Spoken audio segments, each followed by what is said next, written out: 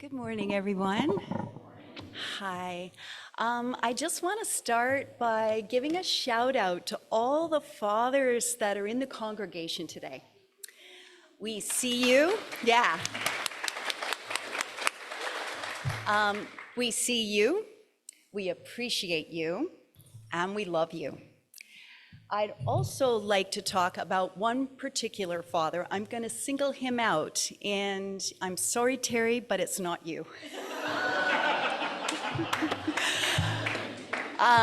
So I've heard on very good authority that this father is an amazing dad and also a wonderful grandfather. And I'm going to say that he's been a father figure to many of us, not me, but like everyone younger than me that are here today in this space. And what else did I want to say? Well, I want to give you a bit of a clue. I think that here at St. Paul's, we could really safely call him the father of music. Are there any guesses? Whoa. Are there any guesses who this might be? Iain! Terry was supposed to shout it out, and he's like, I don't even know my part. He's like looking at me. So yes, I did want to say about our Iain. He's been our musical director for 37 years. Yeah. Amazing.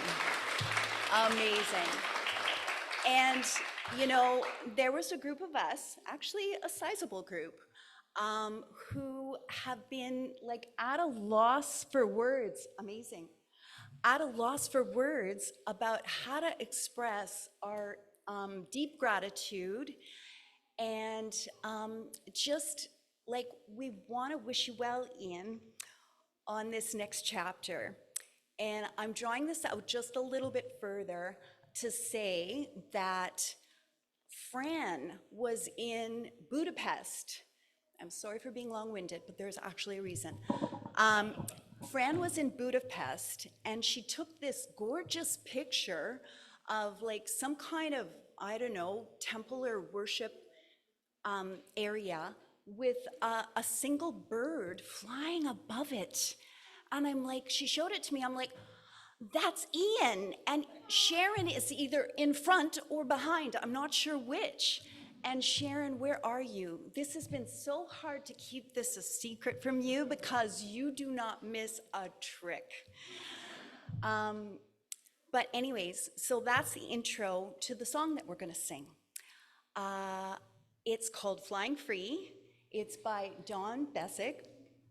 And we have a conductor, none other than my youngest daughter. Are you here? Yes, Brianne Grace Kewen. And we also are lucky enough to have an accompanist, not you, Iain, but Liz. I almost called you Tom. I was like, what? Okay, so we have an accompanist by the name of Liz Berry. So we're very grateful, and what we need to do now is kind of assemble our group, and we actually have the words to the song, so feel free to sing along.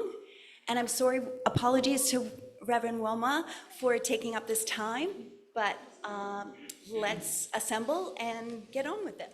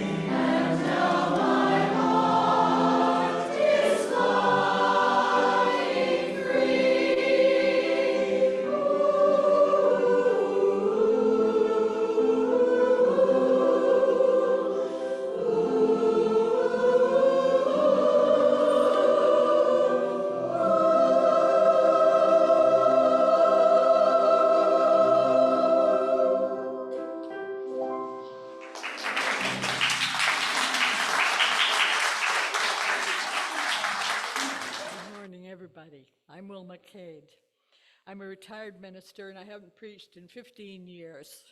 And, and I'm getting pretty old, and I sometimes forget things that I know. So I'm feeling quite nervous about this, actually. Anyway, I want to say, first of all, how much I appreciate the fact that Iain was willing to do the liturgy today. And I have loved your ministry of music through the years and just been so grateful for your presence and for the gift of your wife, who is an extremely capable woman. You've just been such an asset to this church and a joy to know. And I'd also like to say a good word for all the good fathers that I have known. I was fortunate to have a good dad, and I was fortunate to marry a good man, and we have hope for our son. And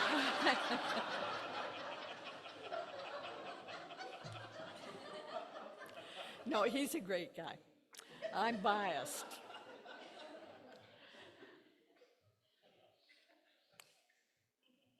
Good men are so important in our world. And we are so blessed in the Christian community to know so many fine and excellent men, as well as women, but, excellent men. Anyway, today, what I had wanted to talk about was the importance of the resurrection. Well, let's begin with prayer. O Lord, may the words of my mouth and the meditations of all our hearts be acceptable in thy sight, O Lord, our strength and our Redeemer. Amen. First of all, I would like to ask you, how many of you know somebody who does not believe in the resurrection? Let's have a show of hands here. Yes, there's a lot of that around. Now, some people find it easy to believe because they're the sort of people that are brought up with belief, and of course they believe it. Now, my mother was like that, and she would say things like, but Wilma, if somebody's written a book, they must know what they're talking about. How can you disagree with them?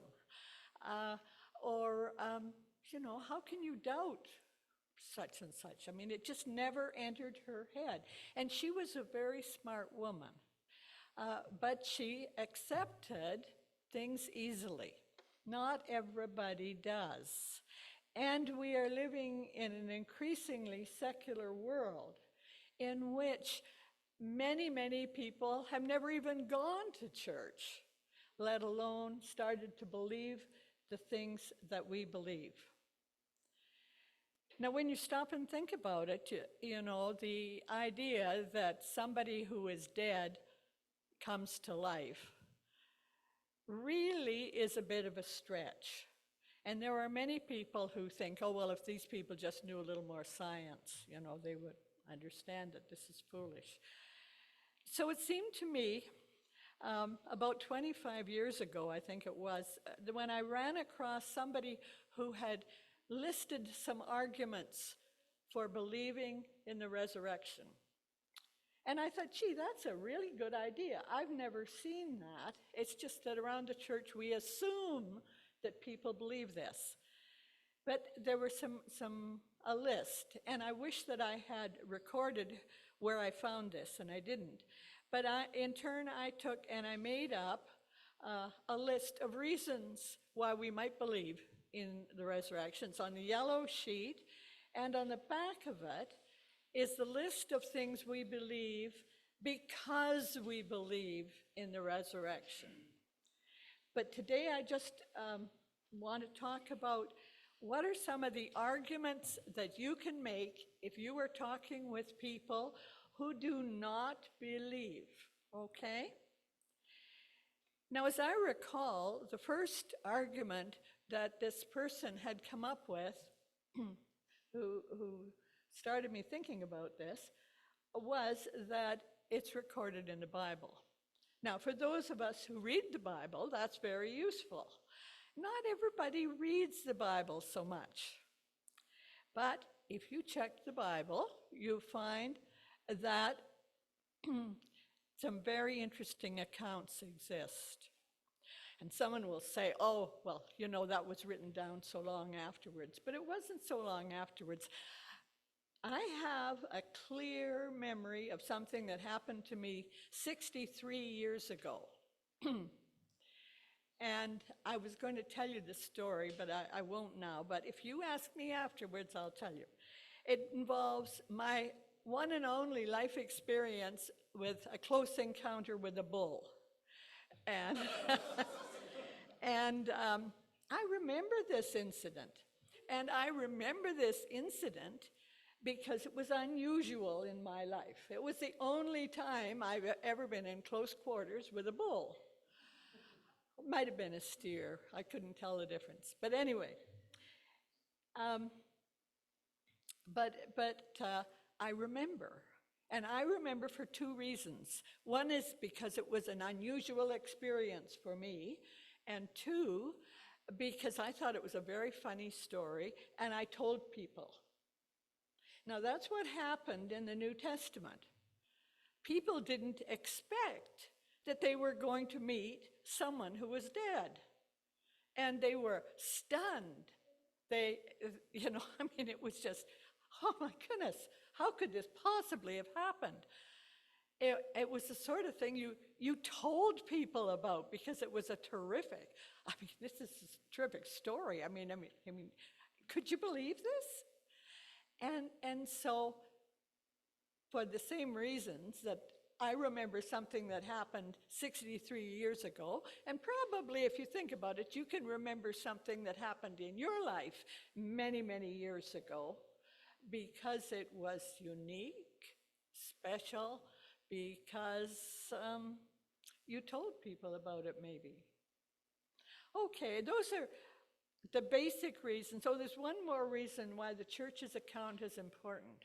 In Judaism, honesty was incredibly important. In the Ten Commandments, it says, "Thou shalt not bear false witness against your neighbor."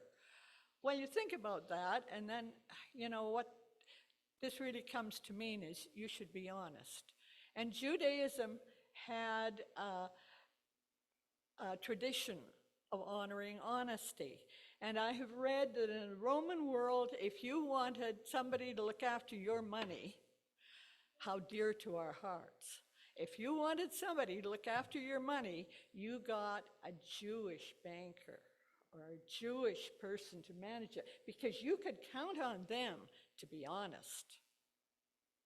So it's unlikely that those first Christians who were Jews would create a story that was prefabrication and share it with other people and have it spread the way it spread. So that's one reason. Another reason is you can ask people, you know, Judaism worshipped on the Sabbath, and Sabbath was hugely important. It makes it into both versions of the Ten Commandments. In the creation story, at the beginning of the first 5 books of the Bible, the Talmud, which was collected by the priests in Babylon, and the first 4 verses in the second chapters were added much later. There was an end to the story, and the end to the story on the first page is that God saw all that he had done, and he rested on the 7th day, and he blessed the 7th day. The keeping of Sabbath was so essential to Judaism. It was right at the heart of the faith. Now, what caused the first Christians to be worshiping on Sunday as well, and then when Christians or people became Christians throughout the world, Sunday became the day? Well, it's because Sunday is the day of resurrection. We used to have a hymn we sang, "Every Sunday is Easter Sunday from now on." Every time we gather on Sunday, we are celebrating the resurrection. Okie dokie. So then we go on and we say, well, here's another argument for taking the resurrection seriously. No right-thinking man in the Roman world probably would create an impossible story and make the first witness a woman. I mean, women are unstable, they're emotional, they can't think. Women in Judaism were regarded as second-class citizens. They could not be witnesses. So you're going to create a story in which the first witnesses are women? And I'm not talking about the empty tomb. The empty tomb didn't create faith. I'm talking about the fact that Christ appeared to Mary Magdalene first. Another very good argument, I think, is that the disciples showed an amazing lack of leadership ability. They just didn't get what Jesus was talking about in a great many ways. And we have one scene in which the disciples are having a big argument about when Jesus comes to his throne, who's going to be the most important? Well, I want the job of treasurer. Well, I want to be prime minister. We want power. That's what we want, eh? And they have this big argument about who's going to be most important in this kingdom. They didn't get at all what Jesus was about. And we find that that the disciples who all ran away, you remember, they didn't stick around after the death of Jesus. That was, just too discouraging. But they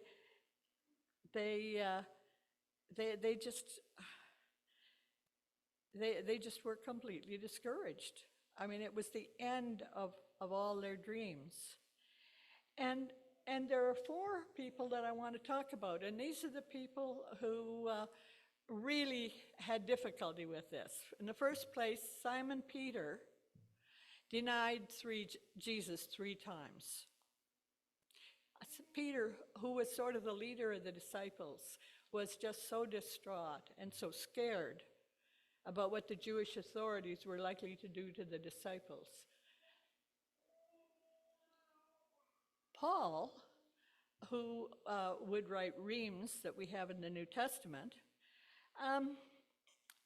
he was never a follower of Jesus. He was a good Pharisee. He felt that this man Jesus was corrupting things, and he had permission from the high priest to go to Damascus to bring any Christians that they could find there back to Jerusalem so that they could be put on trial. And it was on the way to Damascus that he encountered the risen Christ, and that changed everything.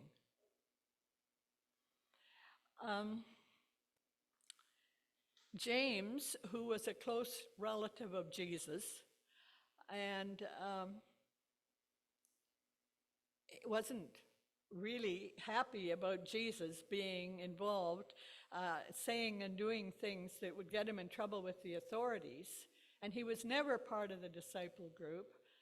But Christ appeared to James, and he became one of the leaders of the church in Jerusalem.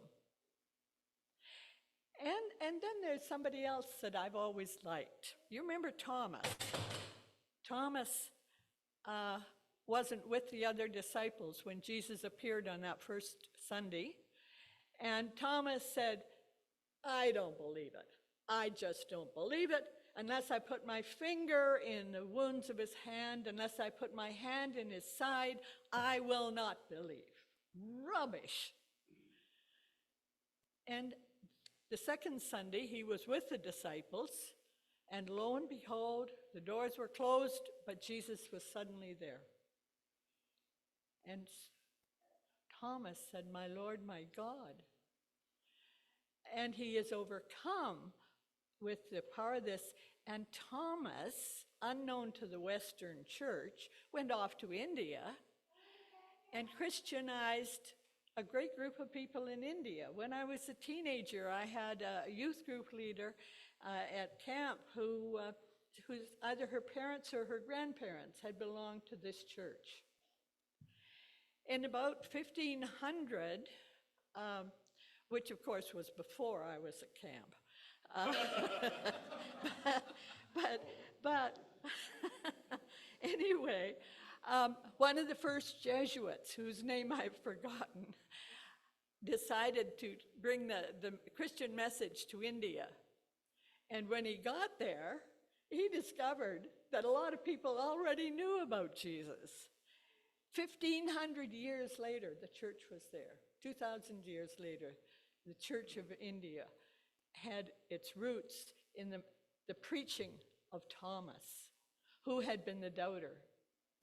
What caused people to make such a radical change in their perspective, to go from disbelief to faith? It was the presence of the risen Lord.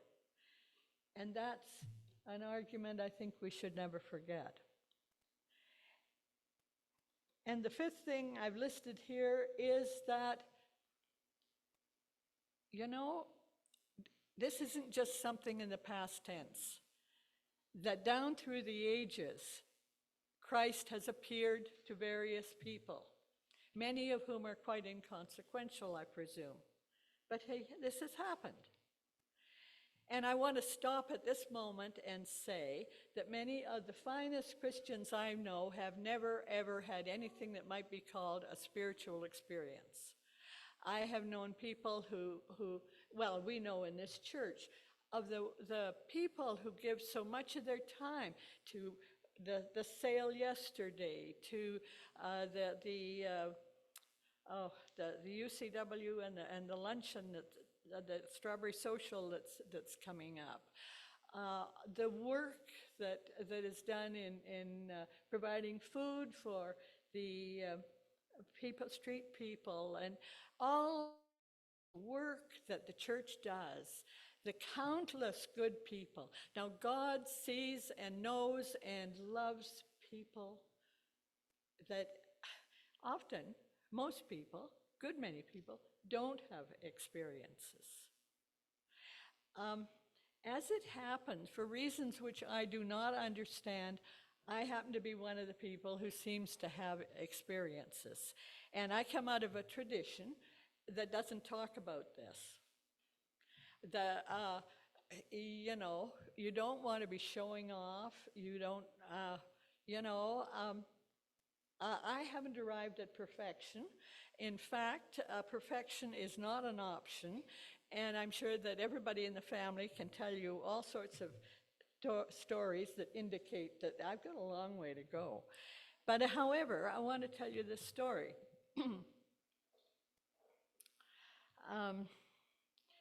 It was about a month before I was to graduate from Emmanuel, and I was sitting in my room reading something theological because exams were coming. The sun was streaming in, the door was closed, I was all by myself, and suddenly I realized there was somebody else in the room with me. And I looked up in surprise, and there was something that was the shape of a good-sized man. And I could see through him, but it was as if every molecule were golden and were glowing and were moving and were vital and alive, and it was the most beautiful thing I've ever seen. And I was stunned. I was overcome with awe and reverence and wonder, and well, I couldn't do anything except worship. And I have not wanted to talk about this because in the United Church we don't usually talk about things like this. But I think, in looking back, that this is one of the things that has kept me in ministry through the years.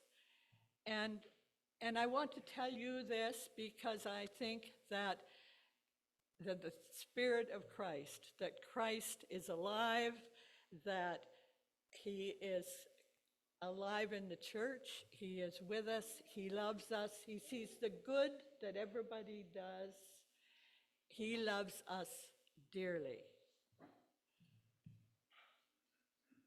I'd like to close with the prayer from, I think it's Brother Lawrence. Let us pray. O divine Redeemer, friend and brother, let us see you more clearly, love you more dearly, follow you more nearly, for thine own sake. Amen.